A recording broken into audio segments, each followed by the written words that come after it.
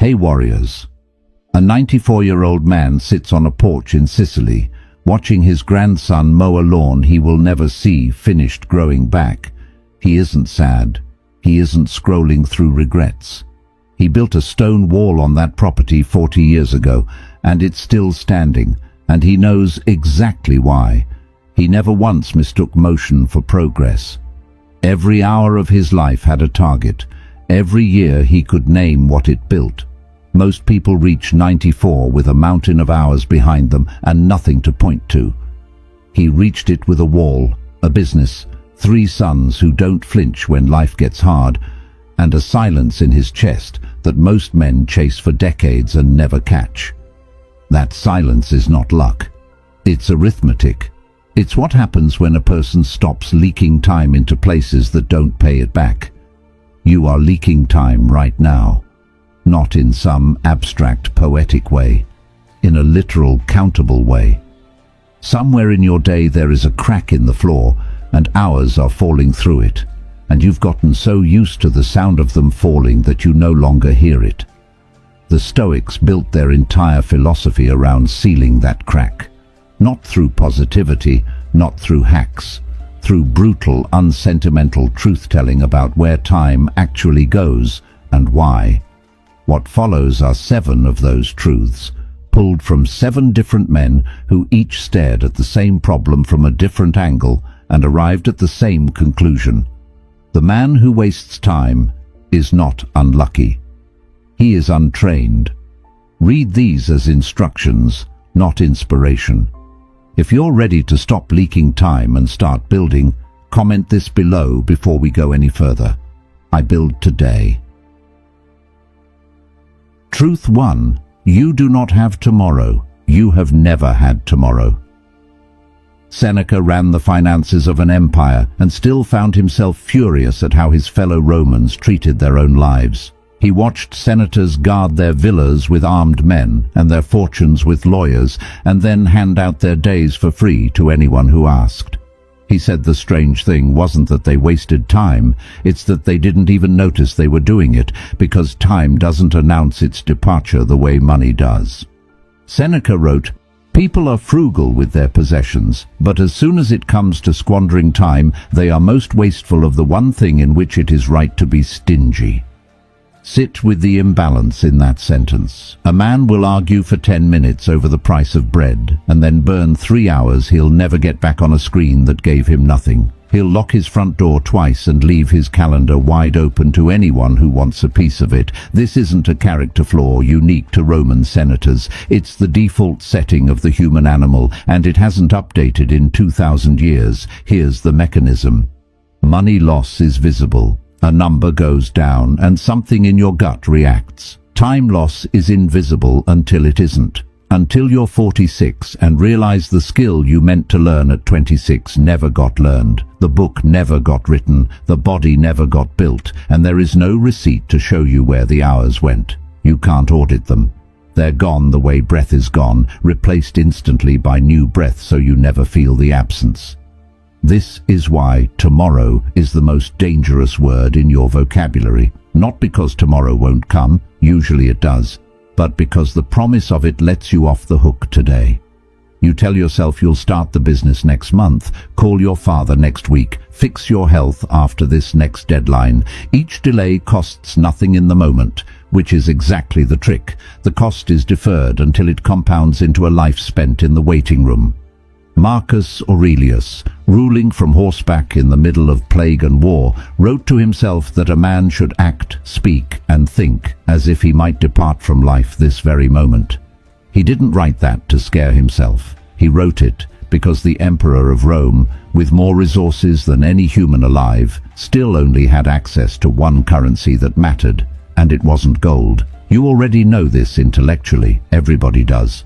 What separates the man who acts on it from the man who nods and closes the video is a single decision: to treat every remaining day like the only asset you actually own, because it is.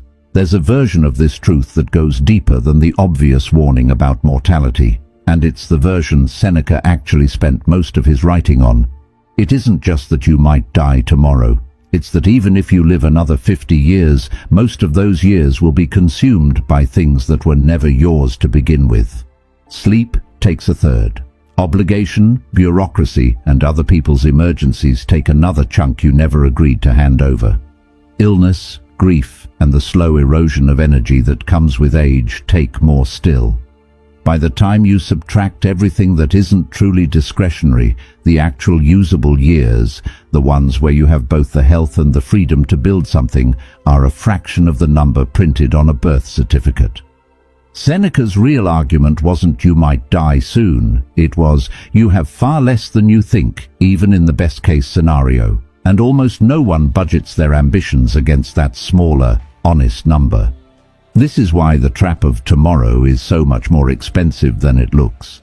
It's not one day lost. It's a pattern that, repeated for a decade, quietly consumes the entire discretionary portion of a life, while the person living it assumes they're still in the warm-up phase. The senator in Seneca's letters wasn't lazy. He was busy every day of his life. He simply never noticed that busy and spent are not the same word, and by the time he did notice, there was no year left to spend correctly. If this hits something in you, comment the word below. Let it be the last time you need reminding. I built now. Truth 2. Busy is not the same as building. Epictetus was born a slave. He understood, better than any philosopher who came after him, that a man can be in chains and still be free, and a man can be free and still be enslaved to his own noise. He spent his life teaching Roman aristocrats, men with every comfort available to them, and he watched most of them fill their days with activity that led nowhere. He said, "It is not death or hardship that is a fearful thing, but the fear of death or hardship." Turn that lens on wasted time, and you find the same trap wearing a different mask. Most people aren't afraid of failure directly. They're afraid of the moment right before failure. The vulnerable stretch where you commit to something and it might not work. So instead of committing, they generate motion. Motion feels like courage because it's tiring and it fills the hours. But motion without a target is just fear wearing a business suit. Look at how this shows up. A man spends 4 hours researching the business he wants to start, watching videos about other people who already built theirs. He tells himself this is preparation. It's avoidance dressed as diligence. A woman rewrites the same paragraph of her book 9 times, calling it perfectionism, when the truth is that an unfinished draft can't be rejected and a finished one can. The rewriting is a hiding place with good lighting. Epictetus drew a hard line between what is in your control and what isn't, and he insisted that peace only comes from obsessing over the first category and ignoring the second. Wasted time almost always happens in that second category, worrying about outcomes you can't control instead of executing the actions you can. You cannot control whether the business succeeds. You can control whether you send the email today. The man who confuses these two spends his whole life managing anxiety about outcomes and never gets around to the inputs that actually move him. This is the second brutal truth. Your calendar can be completely full and your life can still be completely empty, because being occupied and being directed are not the same discipline. One exhausts you, the other builds something that outlives the exhaustion. Ask yourself tonight what you did today that you could point to in 5 years, not what you were busy with, what you built. If the honest answer is nothing, you already know which category consumed your day. Epictetus taught his students a specific exercise for catching this trap in real time, and it still works exactly as designed. Before starting any task, ask what the task is actually for, not what it looks like, not how it will be perceived, but what concrete change it produces in the world once it's finished. Research that never leads to a decision isn't preparation. It's a loop with no exit. A draft that never gets submitted isn't perfectionism. It's a hiding place with extra steps. The exercise is uncomfortable because it strips away every excuse that motion normally hides behind. Most people run through this filter honestly, discover that less than half of what fills their day would survive the question, what is this actually building? The rest is noise wearing the costume of effort. The deeper trap Epictetus identified is that motion is self-rewarding in a way that real building often isn't, at least at first. Watching 10 videos about starting a business releases the same low hum of accomplishment as actually starting one without any of the risk. This is precisely why so many intelligent, capable people stay stuck for years in a holding pattern that feels productive from the inside. The feeling is real, the output isn't, and a life spent chasing the feeling instead of the output is a life that will look, from a distance, exactly like busyness and nothing like a body of work. Comment this one if you've caught yourself confusing motion for progress. I build direction. Truth 3. Comfort is alone with brutal interest. Cleanthes worked nights hauling water so he could study philosophy by day under Zeno, and he did this for years while wealthier students mocked him for it. He wasn't chasing comfort. He understood something the comfortable men around him didn't. Every hour you spend avoiding difficulty today gets billed back to you later, with interest, in a currency far more expensive than the discomfort you dodged. Cleanthes is remembered for insisting that the willing are led by fate, while the unwilling are dragged. Apply that to your own resistance. The task you're avoiding, the hard conversation, the workout, the cold outreach, the confrontation with your own finances, doesn't disappear because you avoid it. It waits. And while it waits, it grows, because problems left untouched rarely stay the same size. The difficult conversation you postpone for 6 months isn't the same conversation 6 months later. It's heavier, because resentment has had time to compound on both sides. This is the quiet arithmetic behind procrastination that almost nobody says out loud. Delay isn't neutral. It's not a pause button. It's a loan, and the interest rate is whatever emotional and practical cost accumulates while you wait. The gym membership you don't use still charges your card. The skill you don't practice still gets rustier in your hands. The relationship you don't repair still cools in the silence you left it in. Compare 2 men doing the same unpleasant task. Say an honest look at their spending. One does it the first week of the problem, when it's a 15-minute conversation with a spreadsheet. The other avoids it for 3 years, until it's a crisis requiring lawyers, or family intervention, or a bankruptcy filing. Same task, wildly different cost. The only variable was how long the loan of avoidance was allowed to accrue interest. Cleanthes chose the water-hauling nights because he understood that discomfort accepted early is cheap, and comfort purchased today is paid for later, at a markup you can't negotiate. This is why Stoic training so often looks from the outside like people choosing hardship for no reason. Cold showers, hard conversations, blunt honesty. They aren't masochists. They're paying down debt before the interest sets in. Look at your own life and find the loan you're currently taking out, the unopened bill, the unresolved conflict, the unstarted project.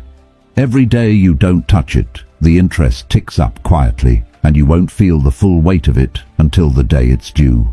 What makes this particularly brutal is that the interest rate is rarely fixed. It's compounding, and it compounds fastest in exactly the domains people avoid the longest. A body neglected for a year needs a year of correction. A body neglected for a decade often needs medical intervention that a year of neglect never would have required. A conversation avoided for a week is awkward. The same conversation avoided for 3 years has usually calcified into a grudge that neither party fully remembers the origin of, only the resentment. Cleanthes hauled water at night specifically because he'd done the arithmetic on this. The discomfort of studying while exhausted was fixed and bounded, while the discomfort of staying uneducated and poor for the rest of his life was neither fixed nor bounded. He wasn't choosing suffering for its own sake. He was choosing the cheaper loan. There's a second layer to this most people miss entirely. Avoidance doesn't just delay the cost. It usually adds a second cost on top of the original one. The cost of having lived in the meantime with the low-grade anxiety of knowing the thing is still out there, unresolved. That background hum of, "I still need to deal with that," is itself a tax, paid daily on top of whatever the eventual reckoning will cost. People rarely count this tax because it doesn't arrive as a single bill. It arrives as a slightly worse version of every single day until the debt gets paid. If you know exactly which loan I'm describing right now, comment it below. I pay now. Truth 4. Your attention is the only property you actually own. Marcus Aurelius ruled the largest empire on earth and still understood with total clarity that none of it belonged to him in any lasting sense. Not the throne, not the armies, not even his own body, which would fail and return to the earth regardless of his rank. The only thing he could claim as truly his, the only thing that was his to direct, protect or squander, was where he pointed his attention in any given moment. He wrote, "You have power over your mind, not outside events. Realize this, and you will find strength." Most people live as though the opposite is true. They act as though their attention belongs to whoever asks for it loudest. The notification, the argument, the stranger's opinion, the algorithm engineered by people who are paid based on how many hours of your one life they can extract. Every ping you answer without deciding to is a small transfer of ownership. You didn't choose to give that attention away. It was simply taken because you left the door unlocked. This is the least visible form of wasted time and the most expensive. You can lose an afternoon to a task you chose badly and still have made a decision. You lose something worse when you never decided at all. When the day simply happened to you, pulled in a dozen directions by forces that have no stake in your life beyond the seconds they can extract from it. Marcus understood that an empire is easier to defend than a mind because an empire has walls, and a mind does not build its own unless you build them deliberately. He guarded his attention the way a general guards a border, because he knew that a man who cannot control what he thinks about cannot control what he does, and a man who cannot control what he does is not, in any meaningful sense, free, regardless of the title in front of his name. Here is the test.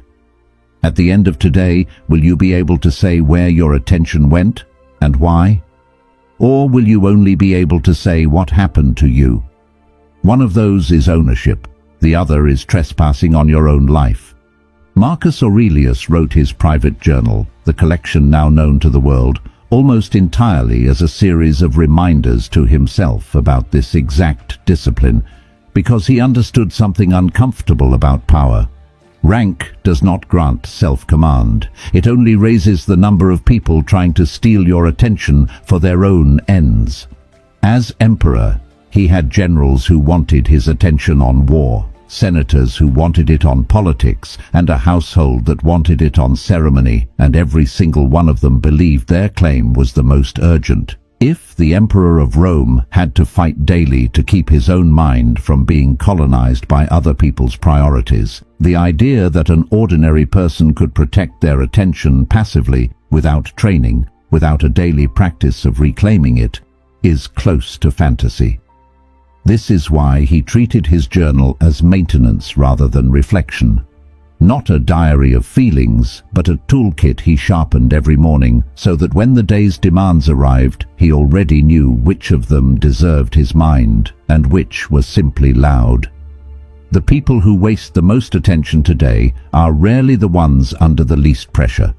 They're often the ones under the most, because pressure is exactly what makes a mind vulnerable to whatever shows up first and shouts the loudest, rather than what actually matters most. Comment below if you're done letting your attention be taken instead of given. I own this. Truth 5. Discipline practiced in public is not the discipline that counts. Musonius Rufus taught that philosophy without daily practice was worthless decoration. Words a man wears to look impressive rather than a structure he actually lives inside. He pushed his students toward an uncomfortable question. Does your discipline exist when no one is watching? Or does it only appear on the days an audience might notice?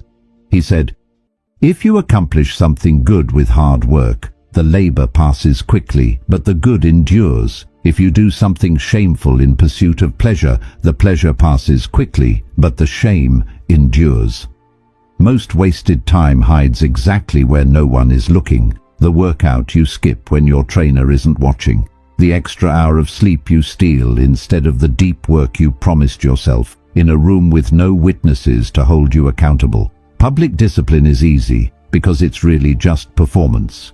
And performance is cheap when the audience is what you're optimizing for. Private discipline, the version that happens in an empty room at 6 in the morning with nobody to post it to, is the only version that actually compounds into a life. This is why so many people can look impressive from the outside and still feel hollow on the inside. They've built a discipline that only exists under observation. The moment the observation stops, so does the behavior, and the gap between the public image and the private reality becomes the exact size of the time they've wasted maintaining an illusion instead of building a life. Musonius Rufus lived this test personally. He was exiled more than once for refusing to soften his teaching to please men in power, and in exile, stripped of audience, stripped of status, his habits didn't change. That consistency was the entire proof of his philosophy. A man's real discipline is whatever remains once every spectator has left the room. Ask yourself honestly, if no one could ever find out what you did today, would you have done the same things? If the answer is no, you've found the exact size of the gap between the life you're performing and the life you're actually building. This test matters more now than it did in Musonius Rufus's time, not less, because the machinery for performing discipline in public has never been cheaper or more available. It costs nothing to announce a goal. It costs nothing to post the first day of a routine. The gap Musonius identified between what a person does and what a person is seen doing used to require real effort to fake, which meant most people simply didn't bother and defaulted to honesty by necessity. That friction is gone now. A person can build an entire audience around a discipline they've practiced for exactly one day, and the applause arrives before the work does, which is precisely backwards from how durable skill has ever been built. The private version of discipline has no such shortcut, and that's exactly why it's the only version that produces anything real. Nobody is clapping for the 6th rep at 6 in the morning. Nobody is watching the 40th page of a manuscript that has no readers yet. The absence of an audience is uncomfortable, specifically because it removes every reason to continue, except the only reason that has ever actually built anything. You decided the outcome mattered enough to pursue it whether or not a single other person ever found out. If you're ready to close that gap, comment it below. Unseen and steady. Truth 6. The fear of judgment costs more than the judgment itself. Zeno of Citium lost his fortune in a shipwreck on the way to Athens, walked away from the wreck with nothing, and ended up founding an entire school of philosophy from the accident. He didn't waste years mourning the ship. He understood something that most people spend a lifetime avoiding: the opinions of strangers, which feel enormous in the moment, dissolve almost instantly, and cost you nothing real, while the fear of those opinions can quietly consume years of a life that was never actually threatened. Zeno is said to have taught that a man's worth is measured by what he's willing to give his attention to, not by what others say about the giving. Consider how much time gets spent rehearsing conversations that never happen, defending decisions no one has attacked, editing a version of yourself for an audience that in most cases is barely thinking about you at all. This isn't a minor leak. For a huge number of people, it's the single largest drain on their potential, bigger than laziness, bigger than bad luck, bigger than lack of resources. Here's the brutal part. The judgment you're afraid of rarely arrives in the form you imagined, and when it does arrive, it rarely lasts. People forget your mistakes faster than you do, because they're consumed with the exact same fear about their own. Everyone is starring in a movie about themselves, and you have a much smaller supporting role in it than your anxiety insists. Meanwhile, the years you spent managing a fear that mostly existed in your own head are real years, permanently spent on a threat that was mostly imaginary.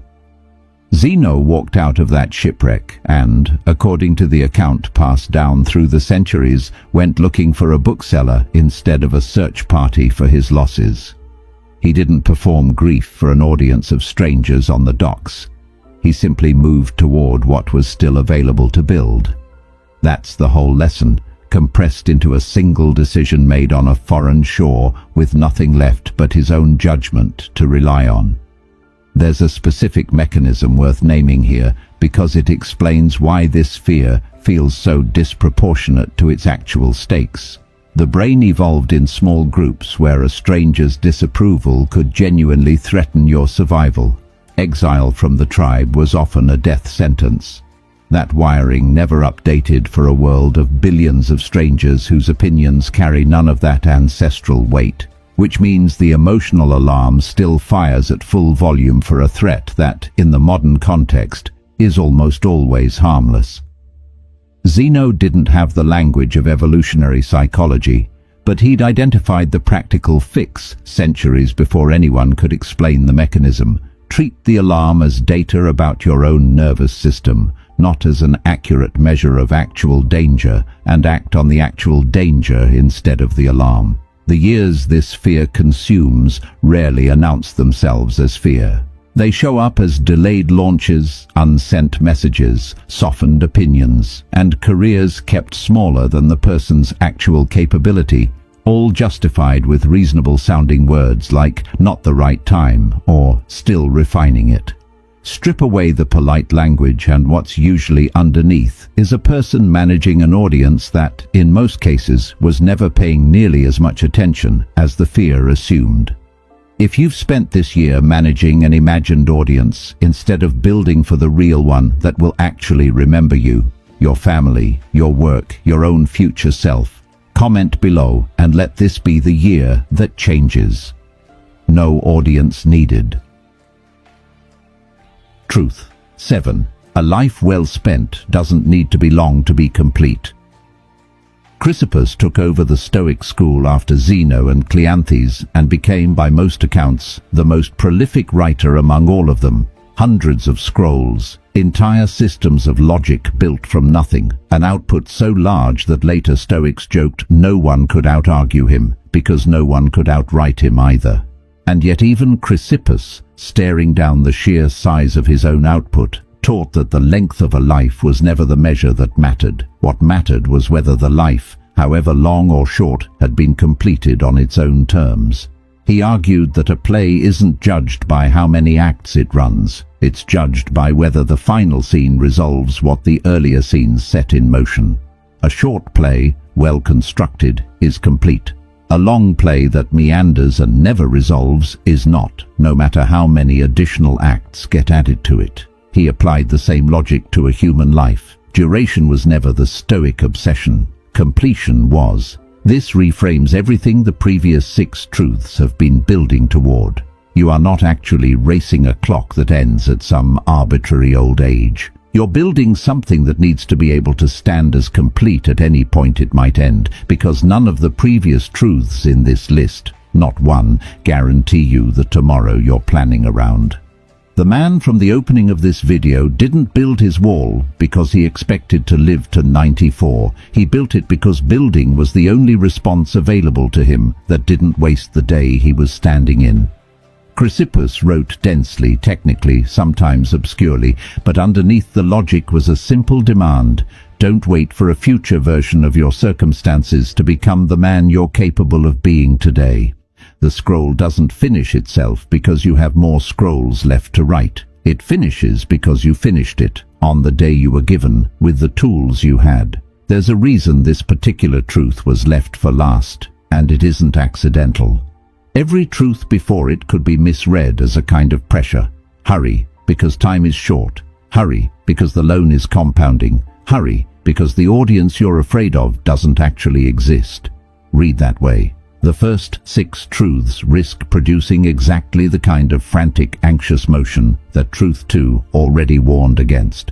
Chrysippus's insight is the correction. The goal was never speed for its own sake. The goal was completion, and completion has nothing to do with how much time is left on the clock.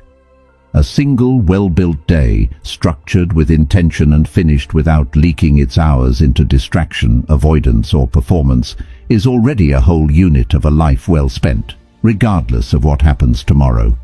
This is also why the Stoics never treated death as morbid subject matter, despite how often they wrote about it.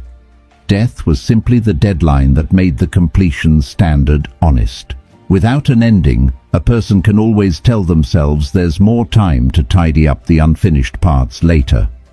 With an ending built into the frame from the start, the only reasonable response is to build each day as though it might have to stand on its own, which, compounded across 100 honest days, produces exactly the kind of life the man on the porch had at 94.